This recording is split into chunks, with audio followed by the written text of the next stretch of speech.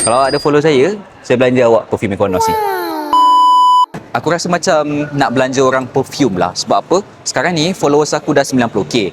Road to 100k. Aku macam nak buat giveaway. Aku nak bagi perfume Mykonos kot secara percuma dekat 10 orang yang terawal. Ada tak yang berminat? Dengan cerita sekarang ni Mykonos ada buka pop-up booths dekat Sogo. Dia berhadapan dengan Bonia. So aku rasa macam tertarik lah. Sebab apa? Mykonos ni kita tahulah dia dekat Indonesia selalu sangat sold out. Aku tengok online pun cepat sangat sold out. Kata korang ikut aku, teman aku, untuk kita terjah boots Mykonos. Let's go. Nak beli perfume bang? Nak tengok ya. Mykonos. Bang kenal saya? Tak. Tak kenal. Ada pernah tengok lah kat TikTok. Oh ya? Ada follow saya tak dekat TikTok? Kalau ada follow saya belanja awak perfume Mykonos ni. Nanti kalau dah sampai 100,000 follower, saya nak belanja perfume Mykonos ni free je untuk 10 orang. Kalau kata perfume Mykonos ni, awak suka yang mana satu? Conquer Oh, okey. Dia bau men. Oh, sedap lah bau dia. Dia spray kat saya je. Boleh duduk boleh.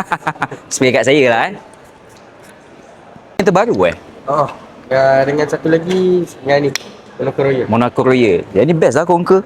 Ni 50ml. Oh, sedap lah. Thank you very much.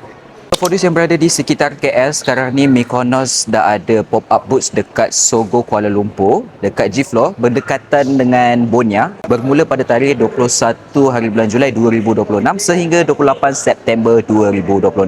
Bermula pada jam 10 pagi sehingga 10 malam. So yang mana yang berada di sekitar KL, boleh sahaja datang ke booths Mykonos untuk dapatkan perfume Mykonos yang sekarang ni tengah ada sale.